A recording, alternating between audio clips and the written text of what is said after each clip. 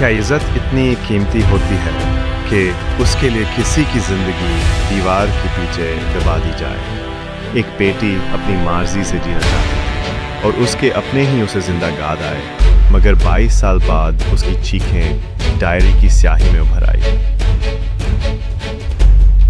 एक पुरानी बोसीदा हवेली के खामोश सन्नाटे में 17 साला तारा अपनी नानी के संदूक से एक धुंधली सी तस्वीर निकालती है, एक औरत की जिसका नाम उस घर में कभी ज़बान पर नहीं लाया गया। इसी दिन उसके दादा फहीमुद्दीन साहब खामोशी से दुनिया छोड़ जाते हैं। उनकी वसीयत में महज एक जुमला दर्ज होता है, जिसे हमने दफन समझा वो इंतजार कर रही थी छत के आखिरी कोने में। पूरा खानदान साकित हो जाता है।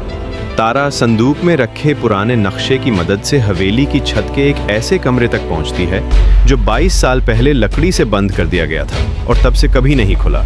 जब मोहसिन चचा की मदद से ताला टूटता है तो कमरे से ऐसी हवा निकलती है जो सड़न, नमी और कैद की हुई जिंदगी की खुशबू से लबरेज है।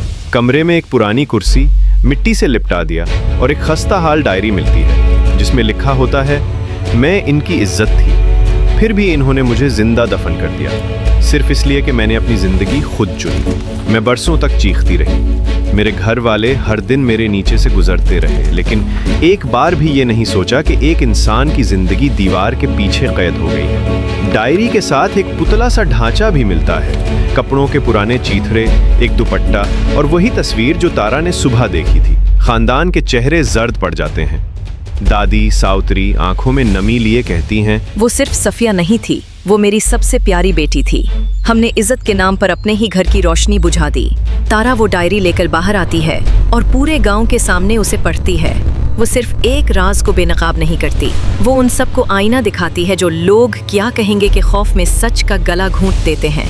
इस रात पहली बार हवेली के आंगन में एक छोटा सा यादगार पत्थर नस्ब किया जाता है जिस पर लिखा होता है, ये घर सिर्फ दीवारों का नहीं था, ये ज़मीर का कैद खाना था, अब ये इंसानियत की आज़ादी की मिसाल बनेगा। तारा डायरी हाथ में लिए खड़ी है और पीछे से साउतरी की थकी हुई मगर कड़वी सच्चाई से भरी आवाज़ आती है, जुल्म हमेशा खून से नहीं होता, कभी कभी खामोशी भी जुल्म होती है।